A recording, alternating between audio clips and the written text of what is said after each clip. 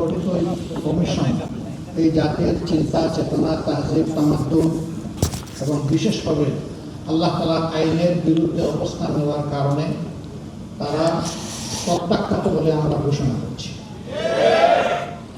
এদের report party করার কোনো ব্যাপার নাই, এদেরকেই আগে প্রত্যাখ্যান করতে হবে। এরা প্রত্যাখ্যাত হলে এদের রিপোর্ট শেষ। 2 নম্বর, আমাদেরকে একটু ভাবতে হবে, আমাদেরকে কোন দিকে নিয়ে যাওয়ার জন্য দুই করে চেষ্টা করা হচ্ছে। আমাদের শিশুকালে আমরা দেখেছি আমাদের শিক্ষাদান শুরু হতো মক্তবের পাঠ দিয়ে।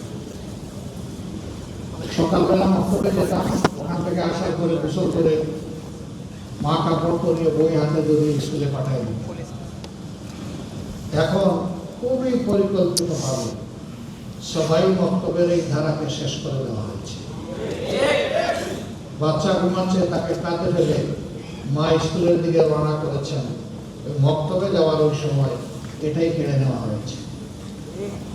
এরপর বিস্মে রাব্বিকাল্লাযী খালাক দিয়ে যে শিক্ষা মুসলমানের বাচ্চা শুরু হওয়ার কথা, সেটা অন্য কিছু দিয়ে স্কুলে গিয়ে শুরু হচ্ছে, এই জায়গাটা শেষ করে দেওয়া হচ্ছে। সেই প্রজন্মেরই কিছু লোক হয়তো আজকে তারা গোটা নারী সমাজের প্রতিনিধিত্বের কথা বলে সমাজকে বিভ্রান্ত করছে। তারা কারা? কোরআনের সংস্কারের দাবি নিয়ে আমাদের সামনে এসেছে। আমাদের কোনো অধিকার আছে তাদেরকে এই অধিকার দেওয়া? আমরা কে? এই কোরআন আল্লাহ তাআলা নাযিল করেছেন এবং এটা হেফাজতের দায়িত্ব আল্লাহ স্বয়ং নিজে কবুল করেছেন। কিয়ামত পর্যন্ত কেউ এখানে কোনো পরিবর্তন আনতে পারবে না। এরা এত দুঃসাহস কিভাবে দেখালো যে বাংলাদেশে কোরআনের আয়াতেরা পরিবর্তন করে ফেলবে? হ্যাঁ, নিশ্চয়ই তাদের পিছনে কোনো শক্তি তাদেরকে উস্কানি দিয়েছে। কেন এই মুহূর্তে উস্কানি দেখেন? এই সরকারের তো এটা এজেন্ডা হওয়ার কথা না। আরো বহু গুরুত্বপূর্ণ বিষয় রয়ে গেছে, ওগুলা বাদে ওগুলা নিয়ে কোনো কুল কিনারা নাই। হঠাৎ করে এটা সামনে নিয়ে আসা কেন? এর মূল কারণ স্বাধীন বাংলাদেশের 54 বছরে মানুষ যা আশা করেছিল পেয়েছে তার উল্টাটা। এই সমাজকে বিভিন্নভাবে তুলে তুলে ধ্বংস করা হয়েছে।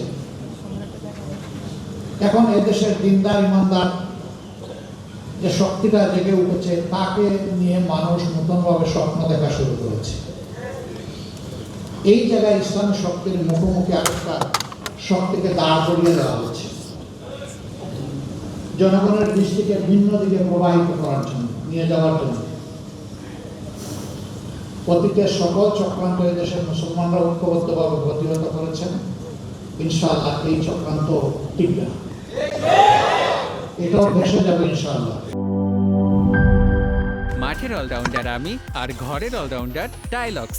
টাইলক্স টয়লেট ক্লিনার, ক্লিন মানেই টাইলক্স।